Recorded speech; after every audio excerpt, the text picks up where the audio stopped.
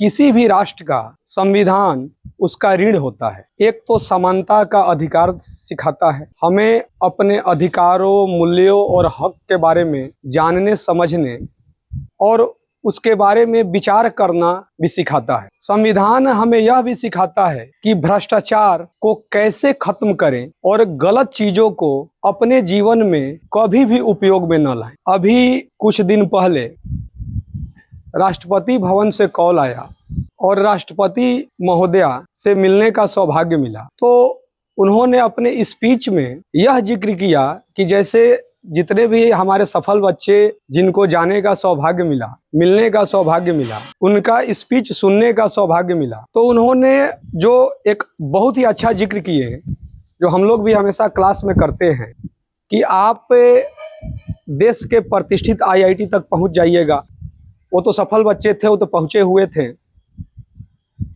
आप देश के प्रतिष्ठित एनआईटी तक पहुंचिएगा, एक समय के बाद आपको लाखों करोड़ों के पैकेज भी मिलेंगे, आपकी गरीबी भी दूर होगी, लेकिन आपका अपने राष्ट्र के प्रति एक कर्ज जो है, जो हमारा संविधान सिखाता है कि आप समाज को क्या लौटाते हैं। आपका तो जीवन बन गया, लेकिन आप किसे दबे कुचले, जिसके घर में कई कई पीढ़ियों तक शिक्षा नहीं पहुंचा है, उसका हाथ पकड़कर क्या आपने आगे बढ़ाया। चाहे आप किसी रूप में अपने जीवन में समाज को क्या लौटा रहे हैं, क्योंकि ये कोई बड़ी बात नहीं है कि आपके पास एक अच्छा 4 व्हीलर होगा।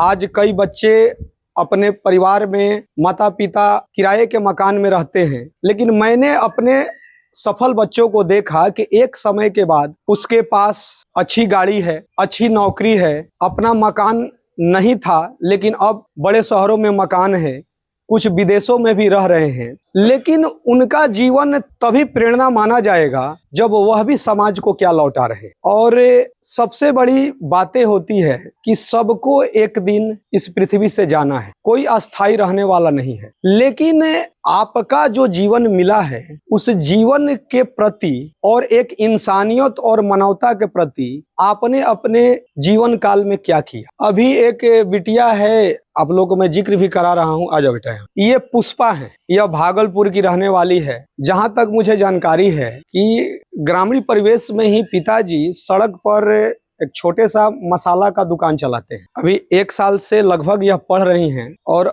अगले वर्ष 2027 में यह JEE मेन और JEE एडवांस की परीक्षा देंगे। बात सिर्फ निःशुल्क शिक्षा की नहीं है, निःशुल्क शिक्षा के बाद जीवन बन रहा है कि नहीं, यह जरूरी है। जब बच्ची देश के प्रतिष्ठित कॉलेजों तक पहुंचेंगी, IIT NIT पहुंचना ही है, मन चाहे इनके ब्रांच भी मिलेंगे, करोड़ों का पैकेज भी मिलता है। मैं क्यों जिक्र कर रहा हूं, एडवांस में क्यों जिक्र कर रहा हूं? क्या आप लोगों को कोई शक है कि अगले साल इसका रिजल्ट नहीं होगा? कोई शक है किसी को? लेकिन अब बात आता है कि जब इनके पिताजी से मैंने मिला तो उनके आंखों में एक भरोसा देखा हम लोगों के प्रति कि एक ऐसे पारिवारिक संस्था में यह पढ़ने आई है जहां से यह सफल होकर ही जाएगी। इनके भी आंखों में सपना देखें कि यह भी कुछ जीवन में आगे करना चाहती है। हम लोग एक परिवार बनकर ईमानदारी से काम कर रहे हैं, क्योंकि मैंने क्या बोला कि राष्ट्रपति महोदया का स्पीच में यह है कि समाज को आप क्या लौटा रहे हैं। मेरे पिताजी के द्वारा बनाया हुआ बहुत ही पुराना घर है मेरे गांव में, विक्रमगंज रोहतास में। जब बरसात के दिनों में पानी लगता है तो घर के अंदर पानी आ जाता है।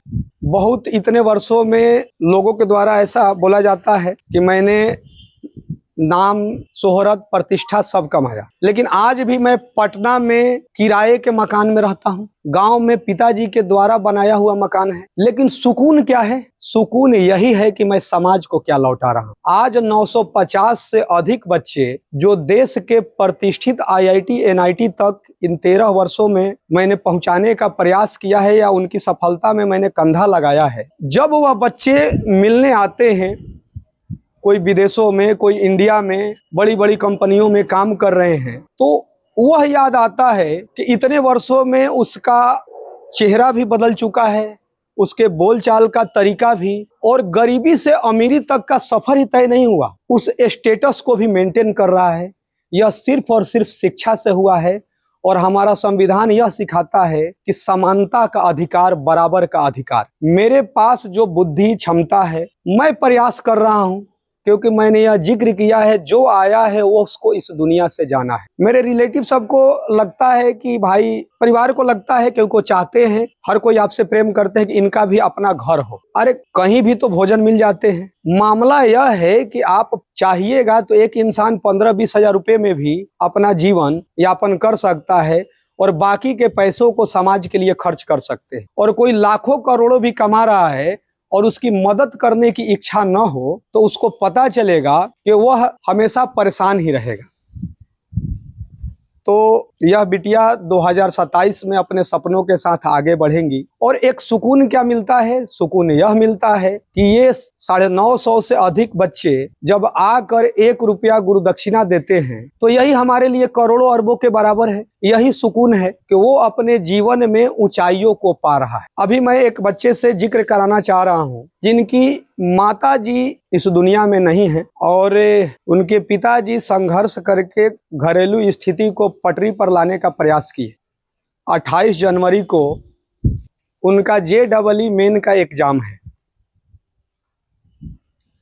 2 वर्ष एक परिवार बनकर काम किए हम लोग।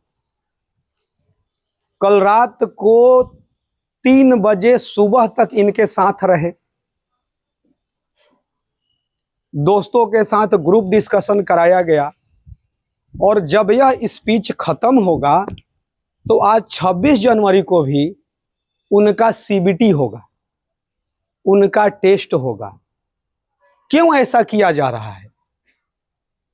क्योंकि यही तो मेरा संविधान सिखाता है कि समानता का अधिकार, वह भी अपने जीवन में सफल हो, करोड़पति बने। अभी भी 1-2 दिन का समय है, जितना उनके मार्क्स को हम लोग इंप्रूव कर पा रहे हैं। तो कहाँ है यशराज जी? आ जाइए।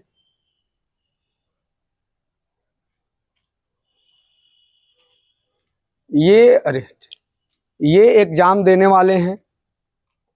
इनकी माता जी नहीं है इस दुनिया में, लेकिन जहां भी होंगी इनको ढेर सारा स्नेह और आशीर्वाद दे रही होंगी। और क्या शक है कि 28 जनवरी को जो एग्जाम देंगे तो ये बहुत अच्छा स्कोर नहीं करेंगे? किसी को शक है इनके दोस्तों को? नहीं, हमको भी शक नहीं, ये सफल होंगे। क्योंकि जब कर्म ईमानदारी से हो तो ईश्वर भी आपको मदद करते हैं। थैंक यू बेटा। तो इनके लिए एडवांस में भी ताली आप लोग बजा सकते हैं।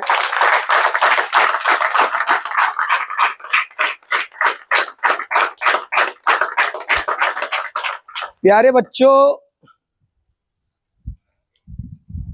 उद्देश्य यही है ये सब बातों का जिक्र करने का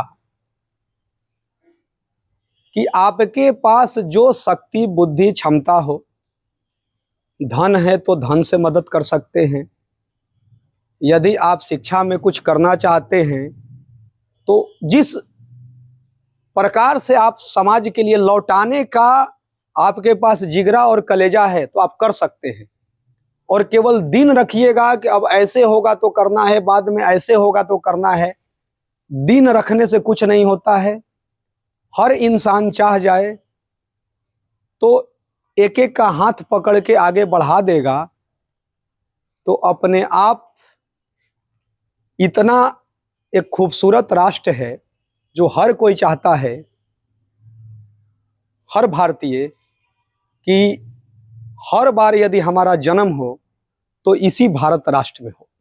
सबसे बड़ा प्रेरणा आपकी सरलता से प्रतीत होता है। क्यों सरलता का मैं जिक्र कर रहा हूं? जब हम लोग राष्ट्रपति भवन में गए, वहां पर स्पीच हुआ, प्रोग्राम हुआ, तो बड़े से बड़े अधिकारी, मेजर रैंक तक के, जब सुबह का नाश्ता राष्ट्रपति भवन में करने का सौभाग्य मिला तो बड़े बड़े अधिकारी, एक एक बच्चे, हम लोगों को, हम किसी से बात करने लगे तो सर हाँ नाश्ता कर लीजिए सर। ये सिखाता है कि जीवन में ऊंचाइयां आपकी सरलता से भी प्रतीत होता है। पहले तो घमंड होने नहीं चाहिए। दोस्तों के द्वारा पता चलता है, हमें तो लगता है कि हम लोग जीवन में एक प्रयास कर रहे हैं। रिलेटिव्स के द्वारा पता चलता है कि कुछ मैं समाज के लिए कर रहा हूं, जिसमें अपने घर परिवार का मैक्सिमम समय का त्याग करके बच्चों के बीच में लगे हुए हैं। जिस दिन उस बच्चे का 28 जनवरी को एग्जाम है, उस दिन सेंटर पर भी मैं जाऊंगा। क्यों जाऊंगा? उसको ऐसा फील हो कि माताजी तो उसकी नहीं है, लेकिन उनका आशीर्वाद उसके पूरे जीवन रहेंगे। यदि ईश्वरीय शक्ति को कोई मानता है तो पूरे जीवन आशीर्वाद रहेंगे। लेकिन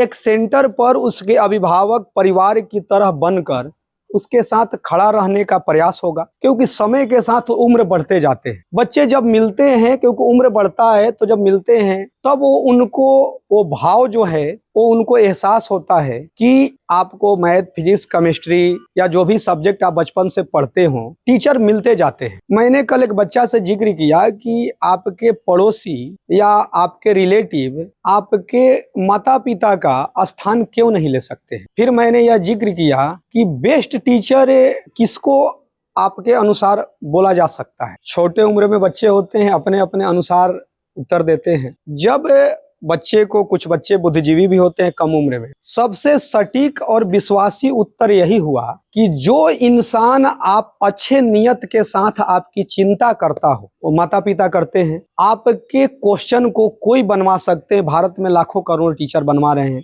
सिलेबस सब खत्म करते हैं, अच्छे सारे लोग काम भी कर रहे हैं, लेकिन लाखों करोड़ों में बहुत कम ही लोग होते हैं जो आपके बारे में चिंता व्यक्त करते हैं।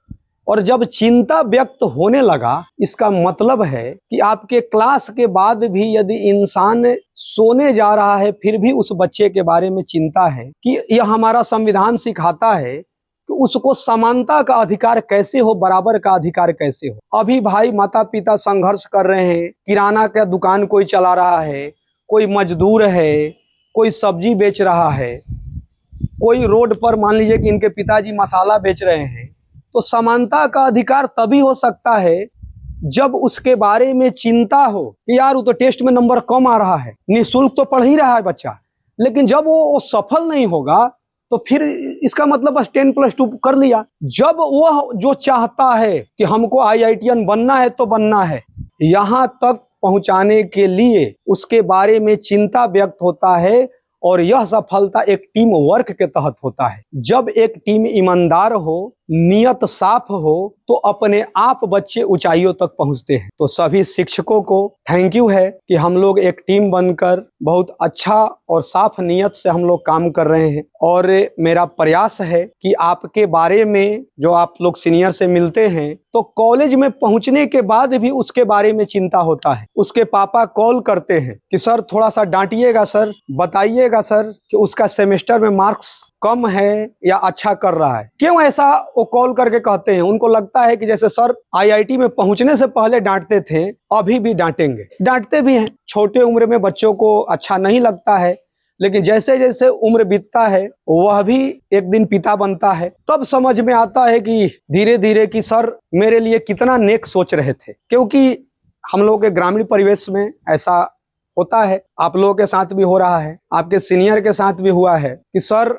डांटते हैं, बोलते हैं, यहाँ तक कि मुर्गा भी बना देते हैं। लेकिन जब सफल होने के बाद उसको क्या लगता है? जब अपने अगल बगल के दोस्तों को देखता है कि देश के बड़ी बड़ी कोचिंग संस्थानों में लाखों रुपए खर्च किए और पता चला कि बच्चा पढ़ने में तो खराब नहीं था, लेकिन आधुनिक व्यवस्थाएं में आपके बारे में चिंता नहीं किया जाएगा, क्योंकि 20,000 25,000 बच्चे पढ़ रहे हैं, 2 गो 3 गो अपने भरोसे रिजल्ट निकाल दिए तो निकाल दिए, क्योंकि चिंता नहीं हो रहा है। आपके बारे में एक एक बच्चे पर चिंता हुआ है, तभी आज 950 से अधिक बच्चे देश के प्रतिष्ठित IIT NIT तक पहुंचे हैं। आशा है कि आप लोग भी उस ऊंचाइयों तक पहुंचिएगा, यह गारंटेड है। लेकिन सबसे बड़ी प्रेरणा तभी होगा जब आप समाज में, समाज के लिए कुछ कीजिएगा और आप भी किसी का हाथ पकड़कर आगे बढ़ाइएगा, शिक्षित बनाइएगा या जिस रूप में आप मदद कीजिएगा। तो प्यारे बच्चों, पक्का कीजिएगा आप लोग। यही हमारा संविधान सिखाता है, समानता का, बराबर का अधिकार। धन्यवाद।